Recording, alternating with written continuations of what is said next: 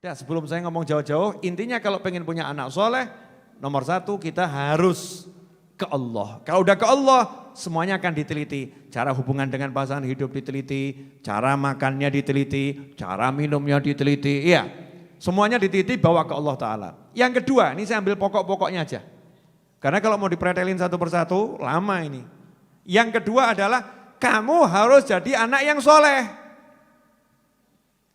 Jadi kalau pengen punya anak soleh atau solihah, syaratnya kita sebagai manusia ini juga jadi anak yang soleh dan solihah untuk orang tua kita. Nah kalau kita sama orang tua kurang ajar, kok berharap nanti anak kita mau nggak kurang ajar, ya nggak mungkin.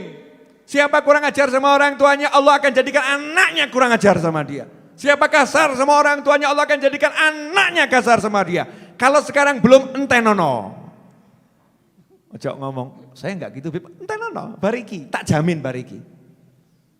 Itu anak yang kurang ajar sama orang tua, kontan di dunia akan dibalas. Entah dengan anak kandungnya atau cucunya, akan kurang ajar sejadi-jadinya. Habib kok malam ini galak? No, urusan anak kurang ajar saya galak. Sebab Allah marah kepada orang yang durhaka sama orang tua. Allah marah, jadi saya harus gaya marah juga. Gaya, maksudnya enggak gitu ya. Bu, jelas? Ibu, jelas? Apa? Ini kadang-kadang itu ibu-ibu itu loh, mohon maaf ya Bu, ibu di sini enggak termasuk.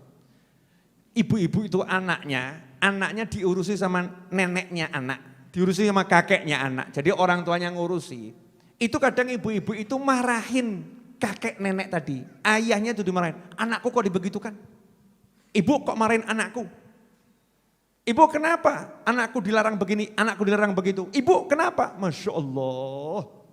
Ini orang tua model begini entenono, anakmu kok bales. Jadi kalau pengen punya anak soleh dan solihah, jadilah kita anak yang soleh dan solihah, selesai.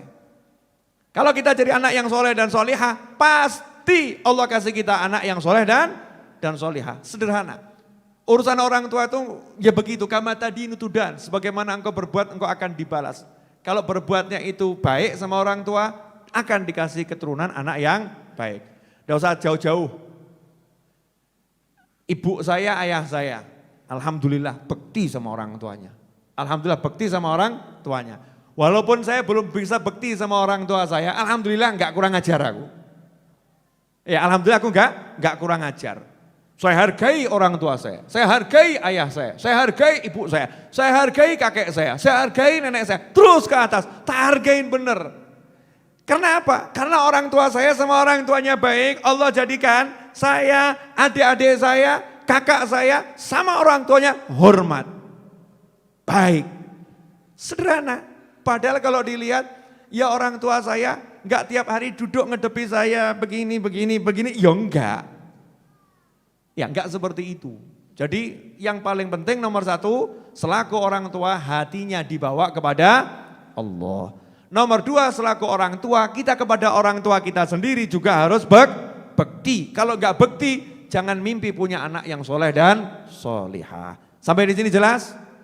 Dah. Yang ketiga, Habib tadi kalau bekti sama orang tua itu ada dalilnya enggak? Nanti akan dikarunia anak yang soleh dan solihah. Sebetulnya saya tuh ya enggak perlu mengucapkan dalil-dalil ya. Sudah cukup banyak dalilnya. Tapi ya kadang kelompok-kelompok yang butuh dalil ini loh. Kan kalian salah satu diantaranya. Ya butuh dalil tuh ya. Enggak puas kalau enggak dikasih dalil. Dalam hadis riwayat Imam Tabrani, Nabi SAW bersabda, birru aba'akum taburrukum abna'ukum. Kama qala sallallahu. Berbaktilah kepada orang-orang tuamu, ayah, ibumu terus ke atas. Allah akan menjadikan anak keturunanmu bekti sama kamu. Selesai. Itu yang ngomong Kanjeng Nabi Muhammad sallallahu alaihi wasallam. Ikhwani rahimakumullah. Kemudian yang ketiga, kalau pengen punya anak soleh dan solehah, yang paling penting doanya orang tua ke anak. Dari semua amalan itu ya, amalan paling penting doa kita selaku orang tua ke anak. Cek di Al-Quran. Nabi Ismail alaihissalam itu jadi solehnya umur 40 tahun atau masih kecil udah soleh? Masih kecil sudah soleh. Pertanyaannya, Nabi Ismail itu diasuh oleh ibunya atau oleh ayah dan ibunya? Ngasuh tuh ya. Hanya ibunya yang mengasuh. Ayahnya di luar negeri. Datang cuma sebentar nilai pergi lagi, betul ya? Yang terus mendampingi adalah ibunya. Artinya bukan asuhan dari dua orang tua, bukan Nabi yang mengasuh. Yang mengasuh wanita solihah. Ibunya Nabi Ismail bukan Nabi, enggak ada perempuan jadi Nabi. Yang ngasuh perempuan solihah. Ayahnya yang Nabi enggak ikut mengasuh langsung. Tapi kenapa Nabi Ismail umur 10 tahun diminta nyawanya? Nah, aku bermimpi menyembelih kamu, bagaimana pendapatmu? Jawabannya, ya abatif al-matumar, wahai ayahku laksanakan yang diperintahkan kepadamu. Nyawanya dikasih nyoh pen gitu. Enggak apa-apa ya, lanjutkan saja perintah yang diperintahkan kepadamu, laksanakan. Kok bisa umur 10 sampai 12 tahun punya hati yang seperti itu? Jawabannya adalah ayahnya enggak pernah mandek doa, Rabbi habli minas solihin. Ayahnya enggak pernah mandek ibadah. Jadi anak soleh itu karunia dari Allah Ta'ala untuk orang tua yang soleh.